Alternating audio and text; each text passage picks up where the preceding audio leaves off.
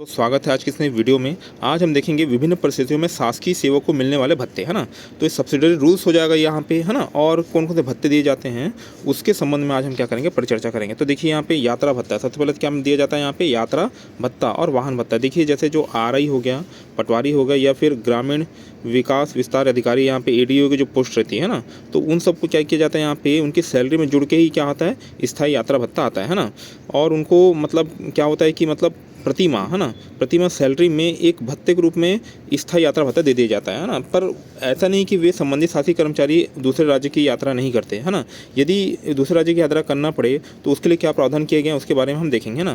तो स्थायी भत्ता के बारे में प्रावधान किस में दिया है, यहाँ पे सहायक नियम 8 में दिया है, और वाहन भत्ता के बारे में सहायक नियम किस में दिया, 12 में दिया है। चलो भाई ये तो समझ में आ गया। यदि कोई सेवक जिसको स्थायी यात्रा भत्ता मिलता है कार्य क्षेत्र से बाहर दौरे पर जाता है, मतलब जो कार्य क्षेत्र है जहाँ दौरा करता है प्रतिदिन उसको नहीं, तो कार्य क्षेत्र से बाहर दौरे पर जाता है तो उसे सामान्य, है ना, ट्रैवलिंग अलाउंस की होगी, पात्रता होगी ना। जैसे अदर कर्मचारी मिलता है वैसे ही उनको ट्रैवलिंग अलाउंस मिलेगा। पर कंडीशन क्या है भैया यहाँ पे, किंतु परंतु बंधु यहाँ पे भी, है ना। दैनिक भत्ते की राशि में से ना जो उनको दैनिक भत्ता मिल रहा है, अब कार्य क्षेत्र से बाहर आप यात्रा कर रहे हो, है ना। आपका जिला मान लीजिए बालोद है, आप बालोद में यात्रा कर रहे हो तो कोई दिक्कत नहीं, पर बालोद से कहाँ चलेगा, आप यहाँ पे अंबिकापुर चले गए, अंबिकापुर चलेगा तो ये तो कार्य क्षेत्र से बाहर की यात्रा हो गई ना भैया यहाँ पे, है ना। तो यहाँ डेली भत्ता तो आपको बालोद में मिलता था, पर अगर आप अंबिकापुर गए हैं तो आपको उसके लिए क्या मिलेगा, यहाँ पे दैनिक भत्ता मिलेगा ना। अंबिकापुर जाने को क्या मिलेगा, आपको दैनिक भत्ता मिलेगा। और दैनिक भत्ते की राशि में से स्थायी भत्ते क्या हो जाएगा, मान लीजिए आपको स्थायी भत्ता जो भी राशि मिल रही हो उसका 1/30 भाग प्रतिदिन की दर से घटाया जाएगा, है ना। अब मान लीजिए यहाँ पे आपको, मान लीजिए एक एग्जांपल देखते हैं, यहाँ पे आपको 300 रुपये फिक्स मिल रहा था, कोई दिक्कत वाली बात नहीं। आपको बालोद में घूमने के लिए, दौरा करने के लिए 300 रुपये आपको मिल रहा था, कोई दिक्कत वाली बात नहीं है। पर क्या हुआ, आपने कहाँ चले गए, यहाँ पे बालोद से अंबिकापुर चले गए, 5 दिन के आपको समय यहाँ व्यतीत हो गया। यहाँ पे कितने दिन समय हो गया, 5 दिन।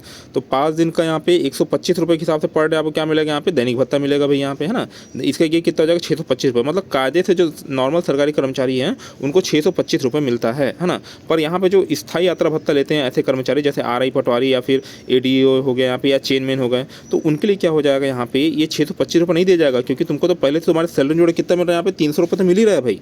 तो 300 रुपये का 30%, मतलब 30 उसको भाग करेंगे तो 1/30 भाग उसको क्या करेंगे, यहाँ पे माइनस करेंगे, तो 1/30 भाग कितना हो जाएगा यहाँ पे, है ना। मतलब कितना हो जाएगा, 10, है ना। 10 तो 10 आ जाएगा यहाँ पे, 10 गुणा 5 तो 50 रुपये, मतलब 50 रुपये से माइनस करना पड़ेगा। हम क्यों देंगे भाई, हम एक्स्ट्रा पैसा आपको क्यों दें, आप तो उधर स्थायी भत्ता भी ले रहे हो और यहाँ दैनिक भत्ता भी ले रहे हो, तो रिपटेशन हो जाएगा, तो कुछ ना कुछ माइनस करना पड़ेगा। इसलिए 1/30 भाग का क्या कर देते हैं, माइनस कर देते हैं। मतलब उस संबंधित शासकीय कर्मचारी को 625 माइनस 50 मतलब 575 रुपये ही मिलेगा। मतलब नॉर्मल कर्मचारी यहाँ पे जो दौरा नहीं करते हैं, ऑफिस के क्लर्कल स्टाफ वाले कर्मचारी, उनको 625 रुपये मिलेगा। पर जो, है ना, डेली दौरा करते हैं उनको कितना मिलेगा, 575 रुपये यहाँ पे भत्ते की पात्रता होगी, है ना। अब दैनिक भत्ता होता है क्या, जब इसे हम दैनिक भत्ता कर रहे हैं, है ना, तो ये डीए या दैनिक भत्ता या डेली अलाउंस क्या होता है, ये किस में दिया गया, यहाँ पे सब्सिडी रूल्स 32 में दिया गया है, ठीक है भाई, है ना। अब देखिए आप मुख्यालय में यहाँ पे 8 किलोमीटर में यात्रा कर रहे हैं, है ना। मुख्यालय में 8 किलोमीटर यात्रा कर रहे हैं तो कोई दिक्कत नहीं, आपको मिल भत्ता मिल रहा है, कोई दिक्कत वाली बात नहीं। आप जितने किलोमीटर मुख्यालय के अंदर 8 किलोमीटर अंदर यात्रा कर रहे हैं उसके लिए मिल भत्ता मिलता है। पर मुख्यालय से जैसे ही यहाँ पर रेडियस से बाहर गए आप, है ना, तो आपको क्या मिलेगा, दैनिक भत्ता मिलेगा। 8 किलोमीटर अधिक दूरी पर क्या मिलता है, डीए मिलता है। पर डीए की पात्रता क्या है, कैसे मिलता है, उसके बारे में देखते हैं, है ना। ठीक है, यहाँ पे उसका देखिए, यहाँ पे जब इसका न्यूमेरिकल आएगा तब आपको क्या किया जाएगा, इसको मैं बता दूंगा डिटेल में। अब इससे कनेक्टेड अपना बहुत सारे भत्ते हैं, उसको देखते हैं पहले। मुख्यालय भत्ता ना, मुख्यालय भत्ता मतलब क्या जाएगा, यहाँ पे हेड क्वार्टर अलाउंस, है ना। हेड क्वार्टर अलाउंस क्या हो जाएगा, यहाँ पे सब्सिडी रूल 25 में दिया गया है, ठीक है, कोई बात नहीं, है ना। अब मुख्यालय भत्ता क्या होता है, अब देखिए जैसे आप क्या करेंगे अपने मुख्यालय से, है ना, मुख्यालय मतलब ऑफिस से कहीं दूसरे जिले में जा रहे हैं, दूसरे जिले के मुख्यालय में जा रहे हैं, है ना। तो आप मुख्यालय में यहाँ पे आपका बालोद जिले मुख्यालय है, अब बालोद जिले में आपका ऑफिस है, तो ऑफिस से आप यात्रा आपको करनी है तो कहीं ना कहीं आपको मतलब रेलवे स्टेशन या फिर बस स्टैंड या फिर एयरपोर्ट आपको जाना पड़ेगा। तो यहाँ जाने के लिए आपको ऑटो टैक्सी कुछ लेना पड़ेगा ना भाई। आप अपने मुख्यालय, जिले के मुख्यालय के हेड क्वार्टर से कहीं आप यहाँ पर रेलवे स्टेशन या पब्लिक ट्रांसपोर्ट वाले क्षेत्र में जा रहे हैं तो आपको यहाँ पे क्या किया जाएगा, उसके लिए भत्ता दिया जाएगा। इसे क्या बोलते हैं, मुख्यालय भत्ता। मतलब मुख्यालय के अंदर ही जो भत्ता दिया जाता है उसे क्या बोलते हैं, मुख्यालय भत्ता बोलते हैं, ना।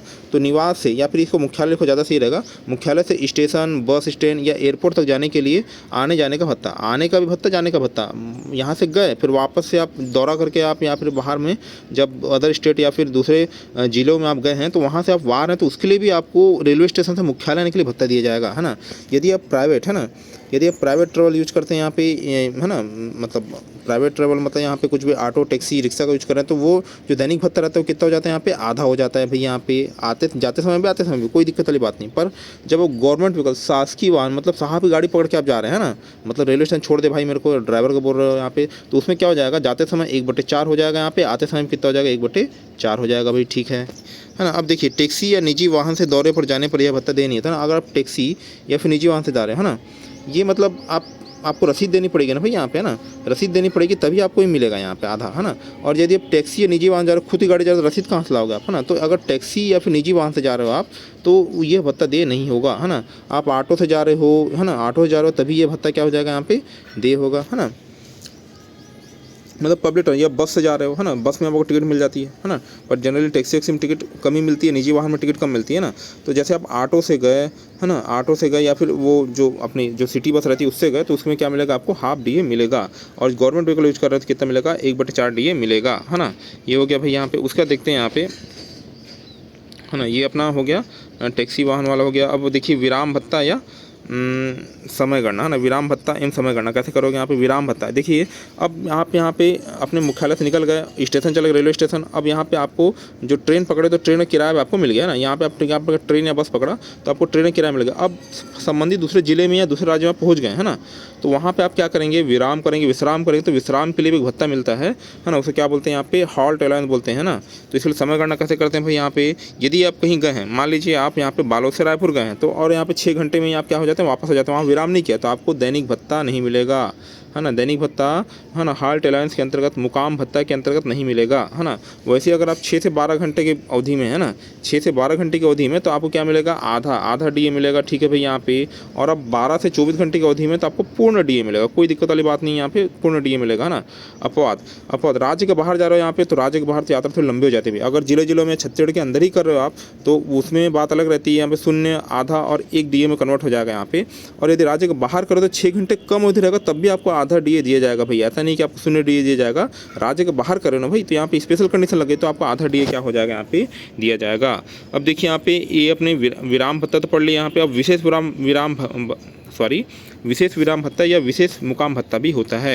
ये सब्सिडी रूल्स किस में आएगा, यहाँ पे 55 में आएगा भाई, है ना, 55 में आएगा। यदि अब देखिए यहाँ पे 8 किलोमीटर क्राइटेरिया दूर जाना है आपको यहाँ पे, है ना। अब क्राइटेरिया क्या होगा, 32 किलोमीटर, मुख्यालय से 32 किलोमीटर से अधिक दूरी, है ना, अधिक दूरी पर रात्रि विश्राम पर क्या होगा, यहाँ पे दे होगा ना। तो समझ में आ रही बात है। यहाँ पे आपका मुख्यालय मान लीजिए बालोद है, तो बालोद से 32 किलोमीटर दूर, है ना, 32 किलोमीटर से अधिक दूरी के लिए यहाँ पे अगर आप रात्रि विश्राम करते हैं तो आपको क्या मिलेगा, विशेष मुकाम भत्ता मिलेगा। मतलब रुक तो रहे हैं पर कि एक निश्चित दूरी में रुक रहे हैं आप, है ना, एक निश्चित दूरी में रुक रहे हैं यहाँ पे, तो आपको विशेष विराम भत्ते क्या मिल जाएगी, यहाँ पात्रता मिल जाएगी। पहुँचने वाले दिन के लिए कितना मिलेगा, यहाँ पे आधा, है ना, आधा दैनिक भत्ते की दर से मिलेगा। और अगले दिन वापसी पर, है ना, मतलब जिस दिन वापस आ रहे हैं तो उस स्थान पर प्रचलित दर के आधा मुकाम भत्ता मिलेगा। मुकाम भत्ता मतलब क्या मिलेगा यहाँ पे, है ना, आधा मुकाम भत्ता उसका मिलेगा, है ना, विशेष मुकाम भत्ता, ठीक है। मतलब DA का आधा, मतलब जाते समय आधा, आते समय आधा, है ना। तो इस वे में करके अपने क्या करना है, इसको याद रखना है ना। और ये अलायंस नहीं मिलेगा यदि उसी दिन प्रस्थान करो आप, उसी दिन गए उसी दिन वापस आ गए, तो इसके लिए नहीं मिलेगा ये, है ना। लंबी यात्रा के दौरान आपको बहुत लंबा जा रहे हैं यहाँ पे, और ट्रेन बस में और रेलवे स्टेशन आपको क्या करना पड़ रहा है, यहाँ पे बस स्टैंड रेलवे स्टेशन में आपको वेट करना पड़ रहा है ना। तो वेटिंग टाइम जो है उसके लिए नहीं मिलेगा। 30 दिन से अधिक रुक गए, मान लीजिए आप बालोद से रायपुर गए और रायपुर में 30 दिन से ज़्यादा रुक गए ना, तो 30 दिन से ज़्यादा रुक गए तो आपको वही रायपुर ही मुख्यालय बन जाएगा फिर, है ना। तो वही आपको नया मुख्यालय माना जाएगा। तो 30 दिन से अधिक दौरा भी नहीं कर सकते, ये भी एक पॉइंट वाली बात है ना। अब देखिए यहाँ पे आवास, है ना, आवास एवं होटल, यहाँ पे मतलब कहने का मतलब ये है इसमें कि आपको उसमें भत्ता मिलना ही बंद हो जाएगा उसके बाद, है ना। अगर आप 30 दिन से ज़्यादा रुक गए तो की बात है ना। मुख्यालय तो ऐसे चेंज नहीं होता है, पर आपको भत्ता मिलना क्या हो जाएगा, 30 दिन बाद बंद हो जाएगा। लिमिट 30 डेज, है ना। अब देखिए आवास एवं होटल में रुकने पर निर्धारित दर पर किराया दे होगा। जो भी छत्तीसगढ़ गवर्नमेंट द्वारा दर निर्धारित की गई है उसके अनुसार आपको क्या किया जाएगा यहाँ पे, है ना, निर्धारित दर यहाँ पे दी जाएगी, है ना। उसके प्रत्युत्तर में आपको रसीद तो देना ही पड़ेगा, है ना। आप बिना रसीद के आप यहाँ पे आवास या होटल भत्ते के लिए अधिकार नहीं रख सकते, है ना।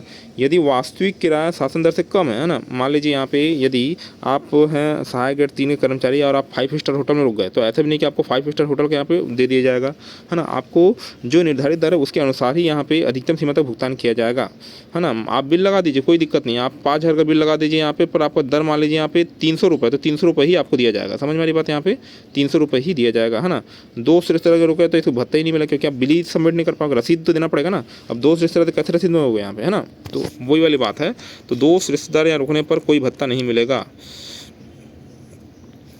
ठीक है। यहाँ पे ये बस ट्रेन ये डिपार्च कर रहे हैं यहाँ पे 6 घंटे में कितना मिलता है ना। यहाँ के 0 मिलेगा, 6 घंटे में आधा मिलेगा, और 12 घंटा हो जाएगा, 12 घंटे से अधिक रहेगा तो यहाँ पे फुल डीए मिलेगा ना, फुल डीए मिलेगा यहाँ पे ना।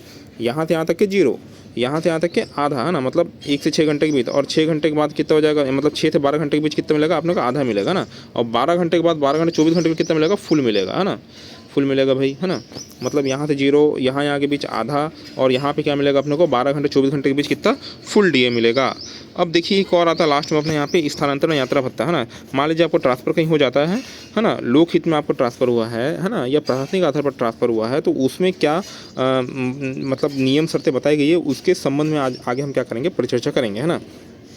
देखिए पात्रता एवं शर्तें, है ना। तो ये किस में दिया है यहाँ पे, सब्सिडी रूल 81A में और 81E में, AEIOU जैसे अपन पढ़ते हैं ना, मतलब इंग्लिश के मतलब स्वर AEIOU, तो उससे याद रखो भाई यहाँ पे 81A और 81E, तो उससे आपको ट्रिक से आपको क्या हो जाएगा, ये याद हो जाएगा, ठीक है। अब मिलेगा कब यहाँ पे, अब जब आपका लोक हित में स्थानांतरण हो रहा है तभी मिलेगा, ठीक है। स्वयं के निवेदन ट्रांसफर होने पर इसकी पात्रता नहीं होगी, है ना। कर्मचारी, परिवार, निजी सामान परिवहन को शामिल है, ठीक है। यहाँ पे परिवार वाले को जा सकते हो, निजी सामान, अब आपका ट्रांसफ़र हुआ है तो आप सबसे पहले फैमिली को ले जाओगे और साथ साथ निजी सामान को ले जाओगे, है ना। अब परिवार की परिभाषा क्या होती है, जो पूर्णतः आश्रित हो, है ना। तो पूर्णतः आश्रित हो उसी को ही यहाँ पे, है ना, यात्रा भत्ता दिया जाएगा।